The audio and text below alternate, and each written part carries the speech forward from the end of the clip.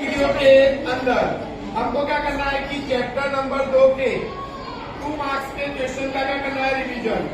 तो इसमें से देखो 4 प्रश्न अपने आज पढ़ेंगे चैप्टर नंबर 2 के। पहला प्रश्न ऐसा पूछता है कि एक ग्वाला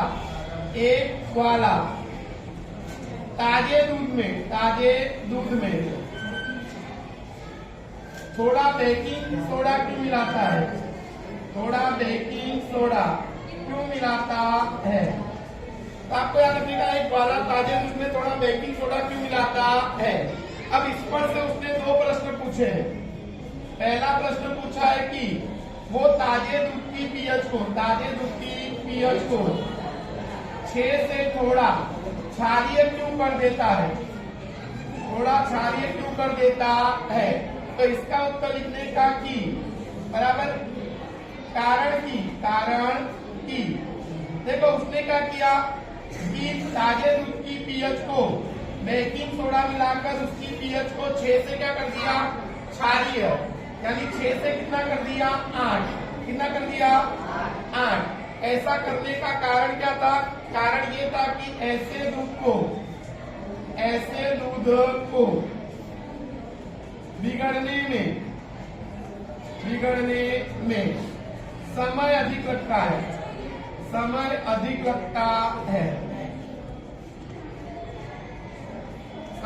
लगता है। इसलिए वो ताजे दूध की पीएच को 6 से थोड़ा क्षारीय कर देता है। अब दूसरा प्रश्न उसने पूछा है कि ऐसे दूध को दही बनने में समय क्यों ज्यादा लगता है? ऐसे दूध को दही बनने में समय क्यों अधिक लगता है? कारण कि ऐसे दूध को पहले क्षारीय से उदासीन होना पड़ता है और उदासीन होने के बाद वो अम्लीय बनता है, इसलिए समय ज्यादा लगता है। इसलिए समय कैसा लगता है? ज्यादा। तो ये प्रश्न हमारा 2020 में पूछा गया है, मार्च 2020 में, कि एक ग्वाला ताजे दूध में थोड़ा बेकिंग सोडा क्यों मिलाता है। तो उसमें से पहला प्रश्न उसने पूछा है कि ताजे दूध की पीएच को वो 6 से थोड़ा क्षारीय क्यों कर देता है? कारण कि ऐसे दूध को बिगड़ने में समय अधिक लगता है। दूसरा प्रश्न पूछा है कि ऐसे दूध को दही बनने में समय क्यों अधिक लगता है। तो लिखने का कि ऐसे दूध को पहले क्षारीय से उदासीन होना पड़ता है और बाद में वो अम्लीय होता है, इसलिए समय अधिक लगता है। अब दूसरा प्रश्न है कि सांद्र अम्ल को तनुकृत करते समय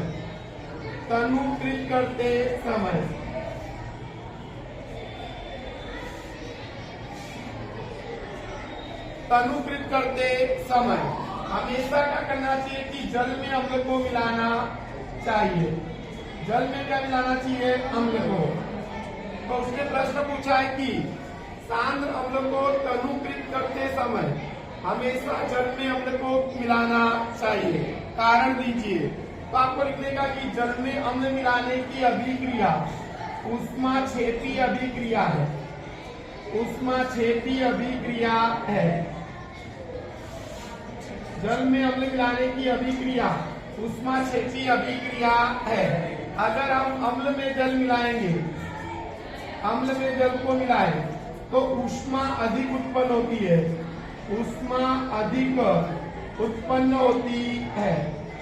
बराबर, ऊष्मा क्या होती है?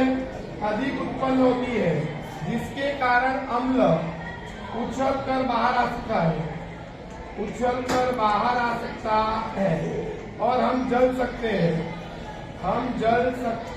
हैं। दूसरी बात कि कांच का जो साधन है वो कांच का साधन टूट सकता है।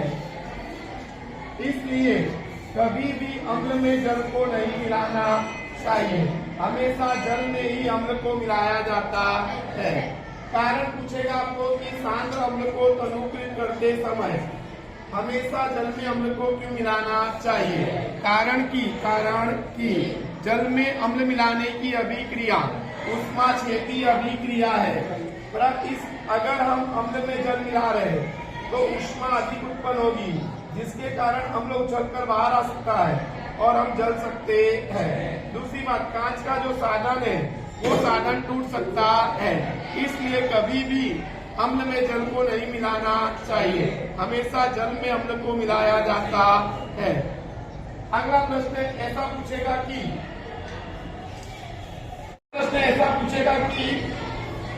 गंधीय सूचक किसे कहते हैं, गंधीय सूचक किसे कहते हैं और उसके द्वारा अम्ल और क्षारक की जांच किस तरह करेंगे, अम्ल और क्षारक की जांच किस तरह करेंगे।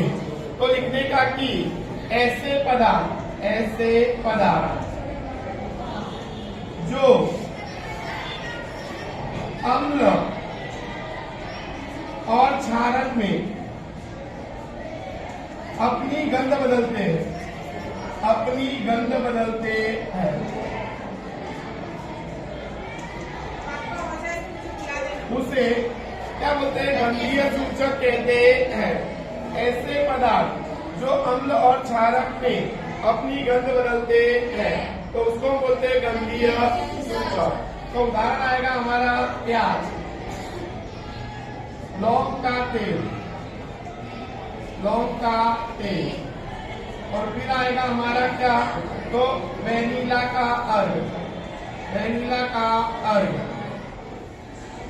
अब कह रहा है कि आप गंधीय सूचक के द्वारा अम्ल और क्षारक की जांच कैसे करेंगे।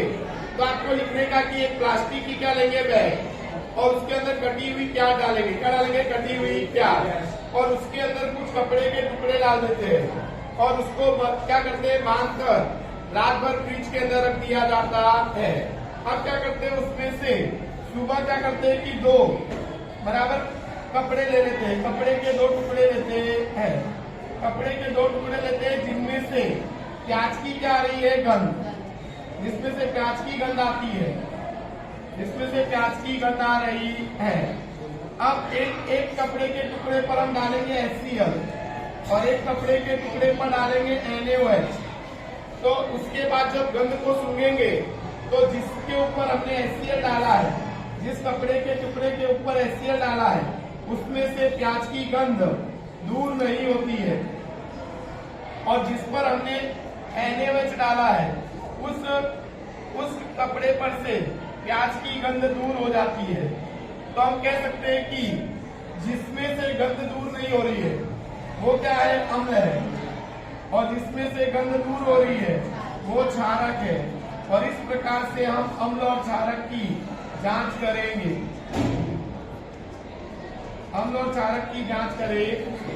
तो आपको लिखने का ऐसे पदार्थ जो अम्ल और क्षारक बराबर में अपनी गंध बदलते हैं तो उनको बोलते हैं गंधीय सूचक। प्याज, लौंग का तेल, वेनिला का अर्क। अब मैंने कहा कि उसके द्वारा अम्ल और क्षारक की जांच कैसे करेंगे। तो लिखने का कि एक प्लास्टिक की क्या लेंगे, बैग, उसमें कटी हुई क्या डालेंगे, प्याज, और उसके अंदर कपड़े के कुछ टुकड़े डाल देते हैं, फिर उसको बांधकर रात भर बराबर फ्रिज में रखा जाता है। सुबह उठकर उसमें से 2 कपड़े के टुकड़े लेते हैं और एक पर डालते हैं HCl और एक पर डालते हैं NaOH। तो जिस पर HCl डाला है उसमें से प्याज की गंध दूर नहीं होती है, और जिस पर हमने NaOH डाला है उसमें से प्याज की गंध दूर होती है। तो हम कह सकते हैं कि जो गंध दूर करता है वो है क्षारक, और जो गंध नहीं दूर करता वो है अम्ल।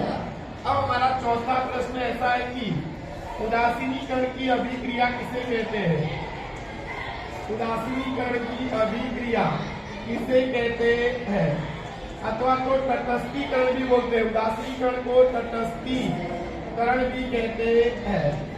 तो आपको याद रखने का उदाहरण देकर समझाइए।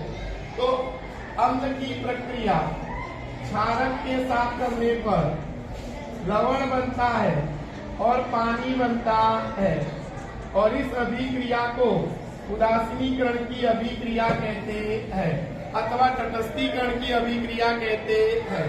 अम्ल की प्रक्रिया क्षारक के साथ करने पर लवण बनता है और पानी बनता है, इस अभिक्रिया को उदासीनीकरण की अभिक्रिया कहते हैं अथवा तटस्थीकरण की अभिक्रिया कहते हैं।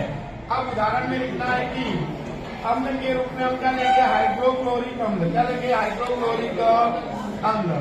क्षारक के रूप में लेंगे NaOH, सोडियम हाइड्रोक्साइड, दोनों के बीच में प्रक्रिया होगी, NaCl लवण बनेगा और पानी बनता है, सोडियम क्लोराइड लवण बनता है और पानी बनता है।